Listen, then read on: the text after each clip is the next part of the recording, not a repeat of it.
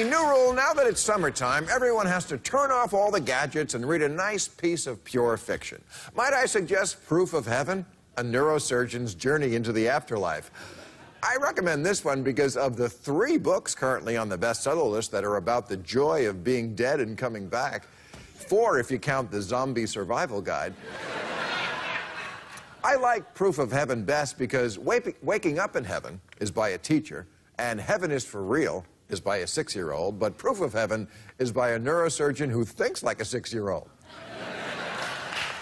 Now, I bring this up because there is a phenomenon happening lately that's really bugging me, and it's the resurgence of the smart, stupid person.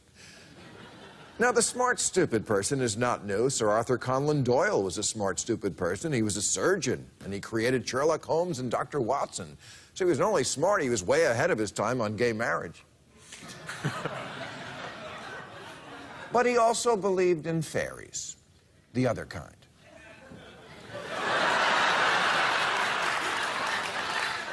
Dr. William Mackenzie King was a smart, stupid person. He was the Prime Minister of Canada for 22 years and held 5 degrees, and he believed he could speak to the spirits of his 2 dead Irish terriers.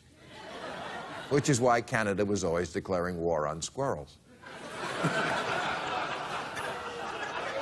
Which brings me back to the Proof of Heaven book and its author, Dr. Eben Alexander, and the question of how a neurosurgeon of all people could say he made a day trip to heaven while in a coma, when his scientific training, not to mention every other scientist in the world, is telling him, no, dude, you were just tripping. Those coma drugs are some good shit. Well, that's the scientific explanation. You heard that, right? I didn't just... I okay. did.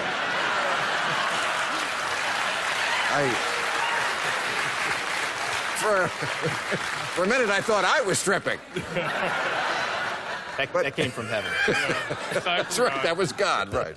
Here's what Dr. Alexander said. He said, I was a speck on a beautiful butterfly wing. Millions of other butterflies around us. We were flying through indescribable colors, arcs of silver and gold light.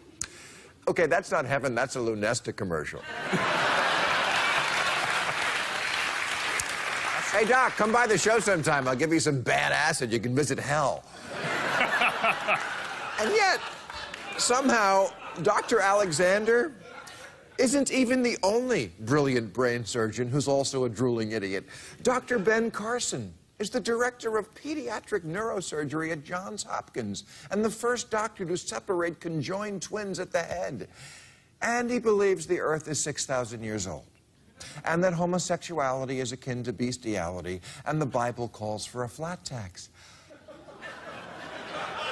He's half brilliant brain surgeon, half Tea Party dumbass. He doesn't just operate on conjoined twins, he is one.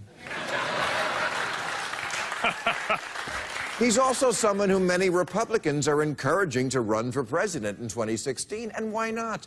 There's no more attractive figure in the Republican Party these days than an anti-intellectual with an advanced degree.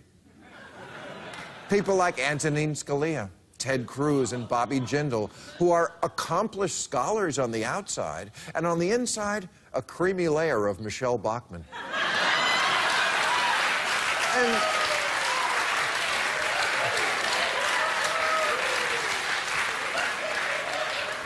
And what's with all the know-nothing doctors?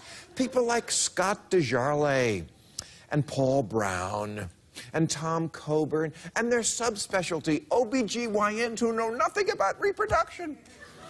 Like Congressman OBGYN Ron Paul, who said abortion leads to euthanasia. Or Congressman OBGYN Michael Burgess, the guy who just last month said fetuses masturbate in the womb, wearing tiny raincoats.